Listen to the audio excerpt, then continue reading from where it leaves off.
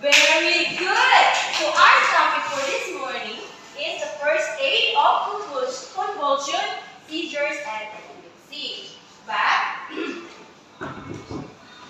at the end of our discussion, the students should be able to please read everyone.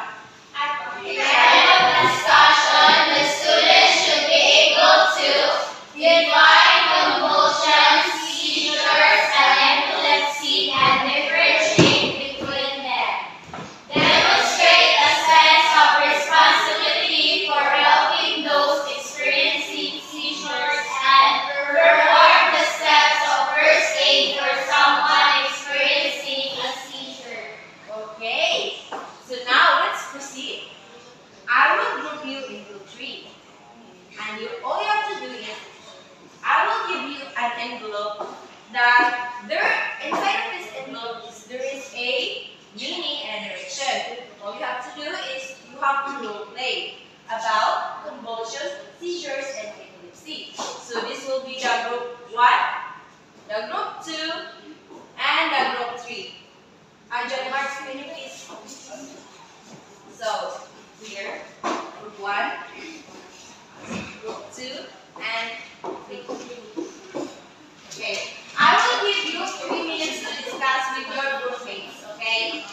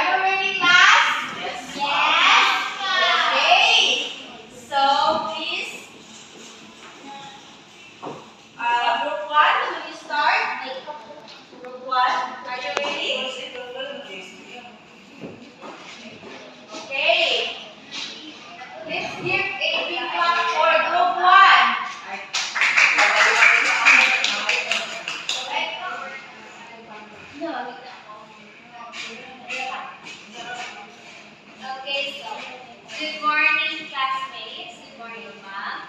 Our task is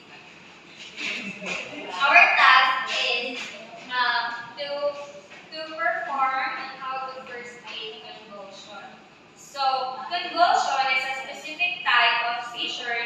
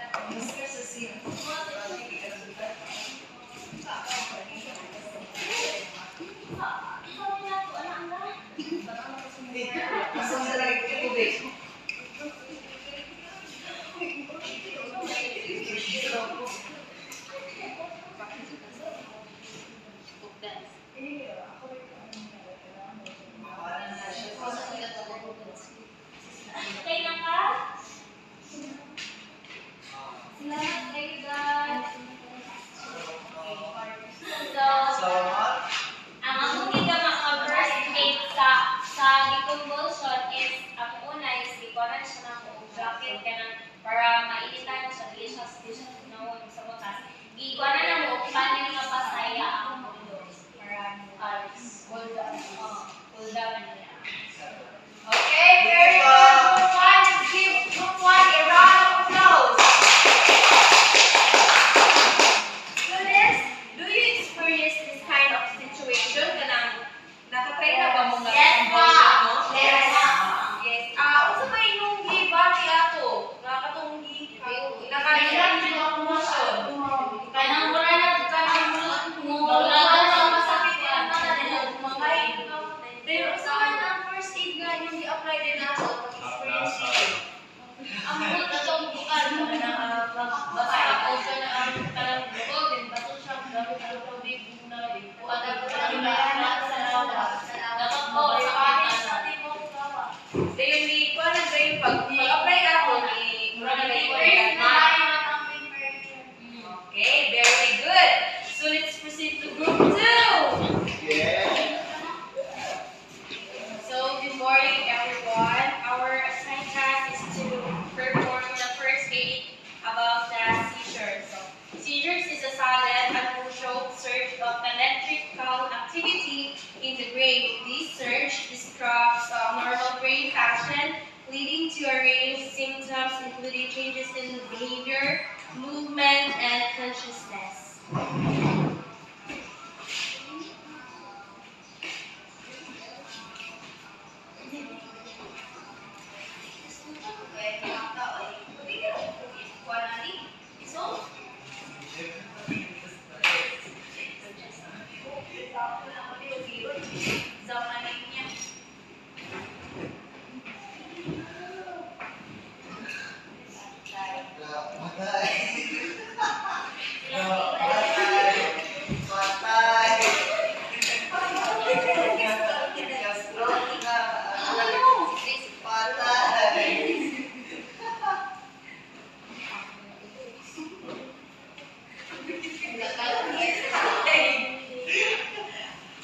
Hello?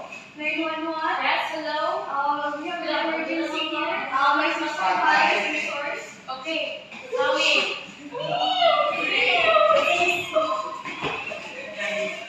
What happened?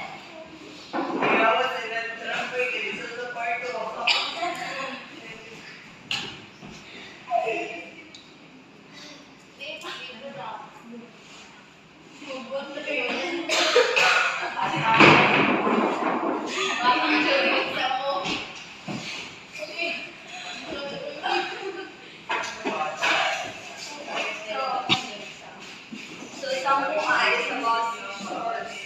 So, yun din nga. So, ang seizures is sudden uncontrolled facial electrical activity in the brain. So, karang pag seizures ganit ka, mura ka rin kang mabuang, wala na kasi pangutok.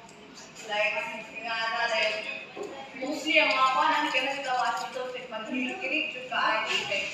So, ang malibuhat ato sa mga kuan, sa mga role-play, which is si Ana Lois, kung siya karatang na-stress, so bitaw kayo siya dati, sige na muna siya mga activity assignment. So, tapos ako po, sa akin niya, nag-ilo na po yung nakabantay ko niya na muras na kukuha siya, nag-seizures.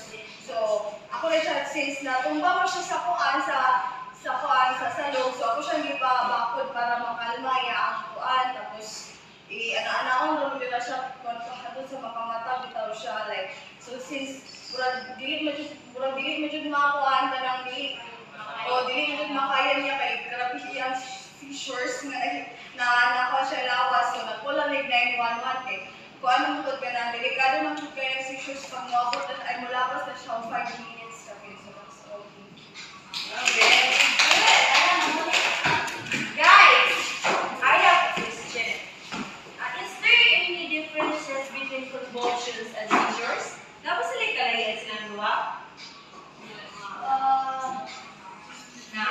You said yes. Nashara, can you say it? Masay kalayan niya? Aside sa lahi sila of course ma'am. Lahi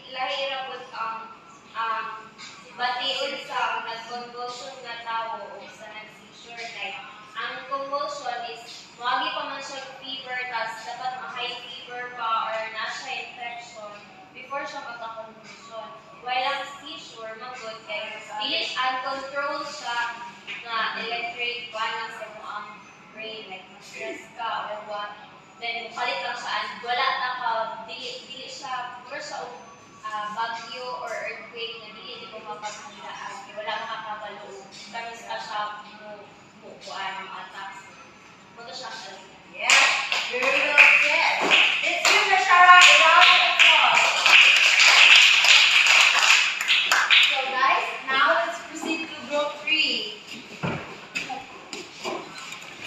Ricardo on group play.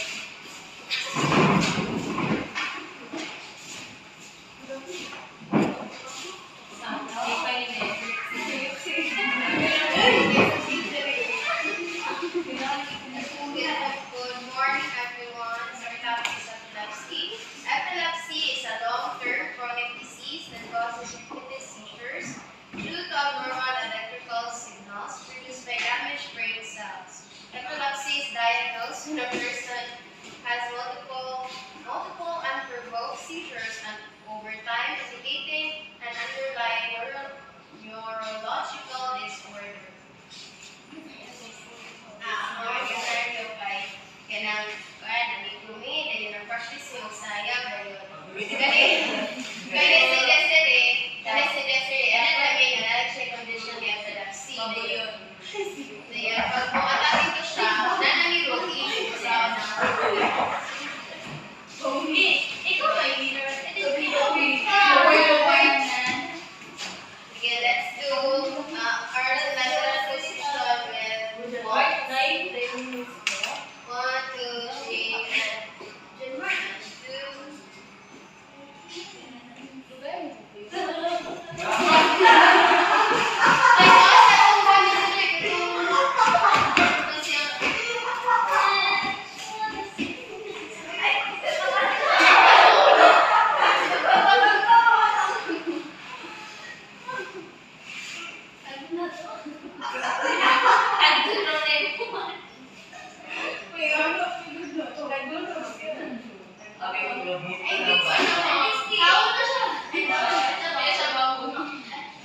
Okay, let's give group 3 a watermelon clap. 1, 2, 3, clap. If you mind sharing, I have this question. Na naapa sa inyong family or kanang inyong kailang na-adjud ani na sakit nga epilepsy? Yes, because if ang epilepsy is para dyan na siya, ang bilig na siya pareha sa fever, na tunga-tunga, di siya pareha sa convulsion, na convulsion ka, if magka-high fever ka, di na siya pareha sa seizures, na paano ka na, kanang puras, pareha sa inuri na siya, na puras siya bago kang kalit. Epilepsy is, like, na-adjud na siya, kaugalingon. Murag, sakit na dyan na niya. So, are we clear for our topic, class? Yes, ma'am. Okay. So, let's proceed. All you have to do is count yourself from 1 to here, and I will pick a number, and kung kinsa man yung natungnan sa number, mo ani sa front para mo roll sa dice. So, ang ato ang himuon karon para mainhan nato na nakasabot pa na pag-give mo sa akong topic is magdulat tag pass me roll here. Okay? So, please count.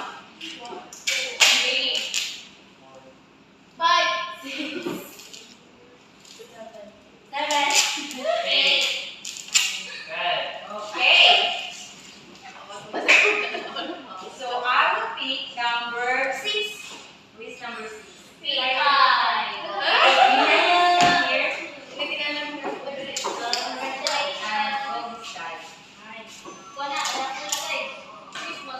Okay, number 1. So here is your question. What? It is a specific type of seizure that involves involuntary, rhythmic muscle contractions and relaxations. Convulsion. Very good! P5, from number 1 to 10, choose one number. 10. Beauty, other prize. Roll the dice. 3.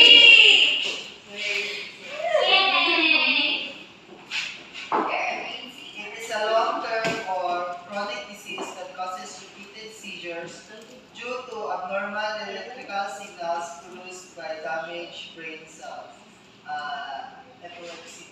Very good. Around.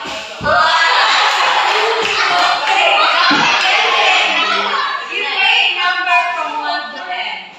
7. 7.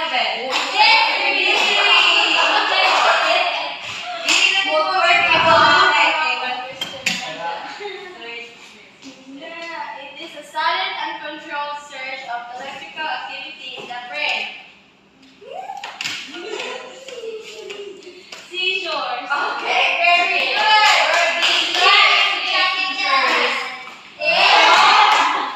From now, let's have our final activity. So, I will group you into 3. To your respective group, di ba? 1, 2, 3 man na. So, here is the group 1. The group 1 will do a jingle. And the group 2 is and the group 3 is the role play. Okay? I will give you 3 minutes to do your task. Timer starts now.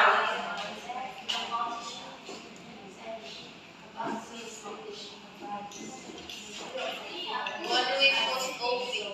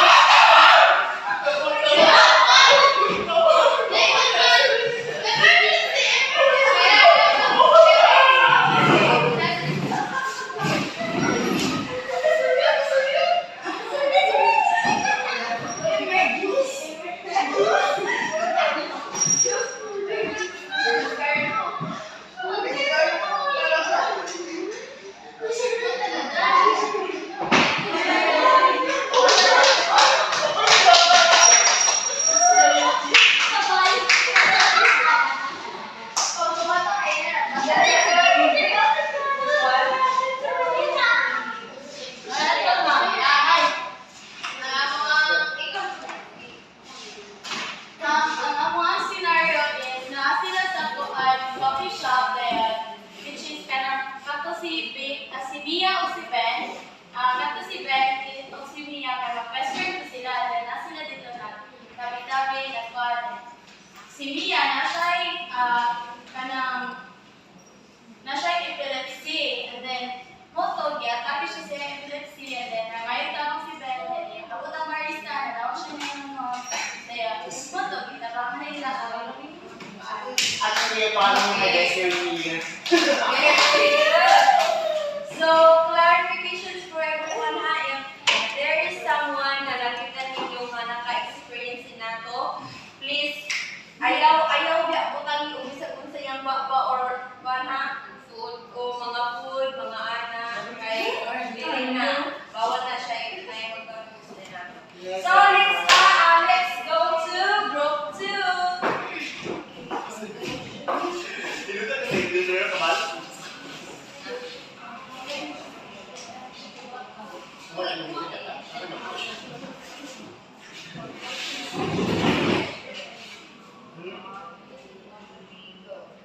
Convulsions, seizures, and epilepsy. Anywhere.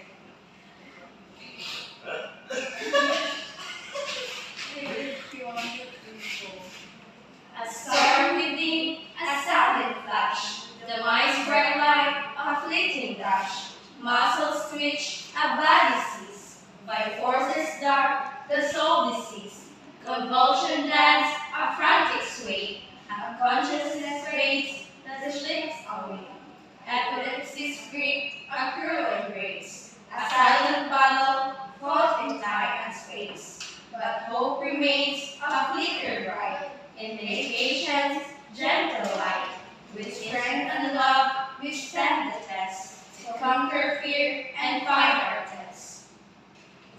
Very good! Okay, let's, group 1, are you ready? Okay. Group 1.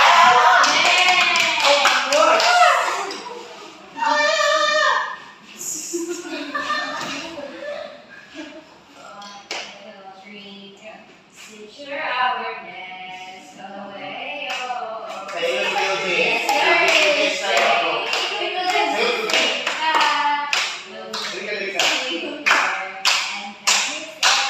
And